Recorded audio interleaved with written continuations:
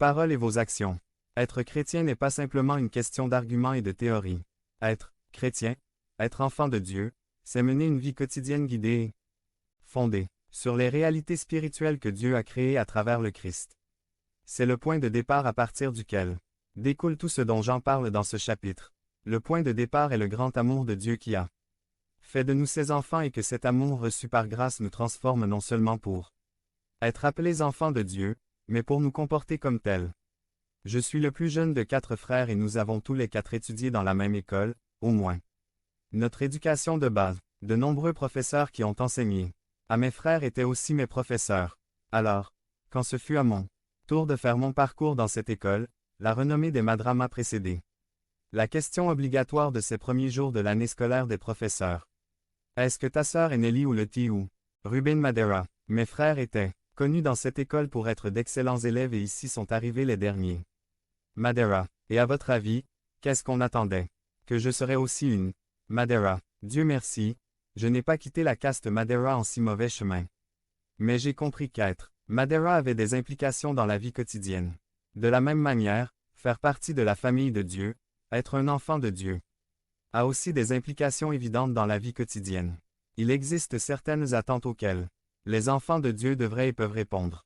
L'apôtre Jean résume l'un des principaux, sinon le plus important, dans 1 Jean 3, 11. Voici le message que vous avez entendu depuis le début, que nous nous aimons les uns les autres. Ce message ne perd ni son éclat ni sa validité. Depuis le début, elle a été donnée et répétée à tous les chrétiens de toutes les époques et de toutes les cultures. Le message n'est pas ambigu et il ne faut pas non plus de nombreuses années d'études au séminaire pour comprendre son contenu fondamental. Ce message est aimons-nous les uns les autres. Jean souligne que s'il y a quelque chose qui caractérise les vrais enfants de Dieu, c'est précisément leur grande capacité à s'aimer les uns les autres. Parce que justement, ils ont reçu de Dieu le plus grand amour. Et comment ne pas aimer si on a été aimé de cette manière? Alors frères, en pensant à notre thème de justice et de miséricorde, à la lumière de cela, nous devons dire que l'amour est central pour les enfants de Dieu. Il est donc essentiel, pour les enfants de Dieu, de s'impliquer dans les questions de justice et de miséricorde.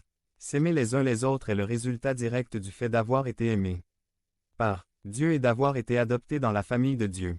Que font les enfants de Dieu? La réponse est, ils aiment, et l'apôtre Jean continuera de souligner l'importance et la pertinence de s'aimer les uns les autres. C'est pourquoi nous disons ce jour, l'amour est la marque caractéristique des enfants de Dieu. Toutes les familles portent une marque ou un sceau qui les identifie en tant que membres de cette unité familiale. C'est peut-être la forme du nez, ou les cheveux bouclés, la forme des mains ou la couleur des yeux, le timbre de la voix, la façon dont il marche ou peut-être même la façon dont il rit. Chaque famille possède une marque ou un sceau caractéristique. Point. Selon l'Écriture, les enfants de Dieu, ceux qui ont été choisis avant la fondation du monde, ceux qui ont été aimés avant que l'histoire existe, ceux qui ont été appelés, justifiés et adoptés dans la famille de Dieu, par pure grâce, ceux-là aussi ont une marque caractéristique et c'est l'amour. Les enfants de Dieu ont pour caractéristique de s'aimer les uns les autres. Les enfants de Dieu, puisqu'ils ont été aimés en premier, ont été habilités, formés et envoyés à l'amour. Et le passage nous montre 3 réalités de l'amour comme marque des enfants de Dieu. Mes frères, en tant qu'enfants de Dieu, l'amour fait la différence dans le monde. 1 Jean 3, 12 à 13. Ne soyons pas comme Caïn qui, parce qu'il appartenait au malin, a assassiné son